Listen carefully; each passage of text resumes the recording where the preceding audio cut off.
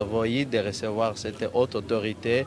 Notre modeste institut servira de vitrine pour répercuter dans tous les recoins du pays les efforts fournis dans la lutte contre la corruption. C'est le gage d'avoir un Congo plus beau qu'avant. L'enjeu de ces assises était de sensibiliser les étudiants, futurs cadres et responsables de ces pays sur l'importance du combat pour la lutte contre la corruption.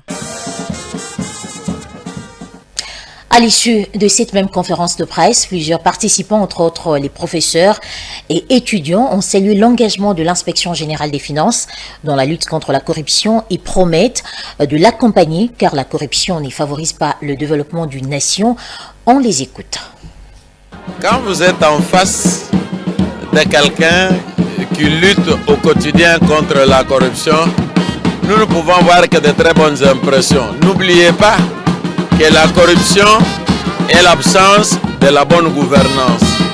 Aujourd'hui, l'inspecteur général chef de service est venu édifier les étudiants et les enseignants sur les comportements à adopter pour que demain, nous ayons de vrais responsables et des responsables aujourd'hui qui peuvent suivre les modèles. Vous savez, le travail qu'a l'inspecteur général chef de service, c'est ce genre de personnes qu'il faut en République démocratique du Congo pour que dans si peu de temps que nous puissions reconstituer notre pays et qui a un avenir meilleur.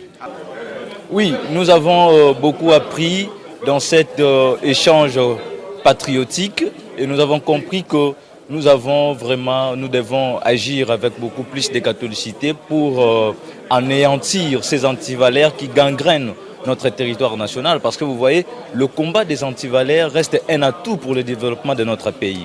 Alors, nous avons compris avec M. Jules Alinguete qu'il est en train de combattre un grand combat, mais nous devons tous l'aider afin qu'il puisse réussir à cette vision.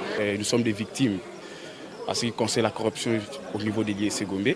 Avec cette conférence, en tout cas, c'était vraiment parfait, vraiment merveilleux. En tout cas, on voulait que les choses qui se passent à lycée Gombe soient un peu palliées pour éviter un peu certaines choses ne soient pas illicites, dans des moyens impératifs qui doivent être ici dans notre cité. On change de registre à présent. Dans le cadre de la mise en œuvre du programme de développement local des 145 territoires, l'Agence nationale de l'électrification et des services énergétiques en milieu rural et périurbain et le Bureau central de coordination ont signé le lundi 14 août un protocole d'accord visant à définir les modalités de collaboration et de répartition des compétences dans la mise en œuvre et le suivi de l'exécution des activités du volet électrification de ce programme dans les milieux ruraux et périurbains. Les détails dans ce commentaire. Ce protocole d'accord clarifie les responsabilités respectives du BESICO et de l'ACER, ainsi que les modalités précises de leur collaboration dans le projet de construction de la centrale hydroélectrique d'une capacité de 10 MW dans les chutes Mbombo en plein province du Kasaï central. L'exécution de ce projet devra ainsi bénéficier de l'expertise combinée de ces deux entités. En détail, l'ANSER apportera son expérience approfondie en matière de coordination technique et de faisabilité, contribuant ainsi de la manière significative à l'atteinte des objectifs ambitieux fixés pour ces projets de grande envergure. Le BESICO, par ailleurs, jouera le rôle de maître d'ouvrage délégué en mettant en œuvre son savoir-faire avéré en gestion des projets complexes et en passation des marchés transparents. Les responsables de ces deux institutions ont exprimé leur enthousiasme face à cette collaboration. Ils ont souligné l'importance de ce partenariat pour sa contribution à la réalisation des objectifs nationaux de développement durable, notamment en ce qui concerne l'accès universel à une énergie propre et abordable, ainsi que l'amélioration des services énergétiques dans les zones rurales et périurbaines. Le député national Josué Moufoula a déposé le lundi 14 août 2023 à l'Assemblée nationale une question écrite sur le retard constaté dans la production des passeports adressée au vice-premier ministre en charge des Affaires étrangères Christophe Lutundula, ce dans le souci d'obtenir des éclaircissements pouvant éclairer la représentation nationale. On l'écoute dans cet extrait choisi par Jonathan Bakil.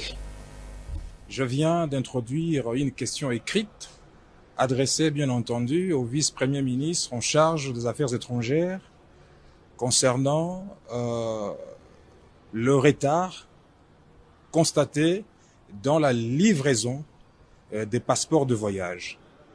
Un retard pernicieux qui préjudicie bien entendu aussi bien les compatriotes congolais et du pays que ceux qui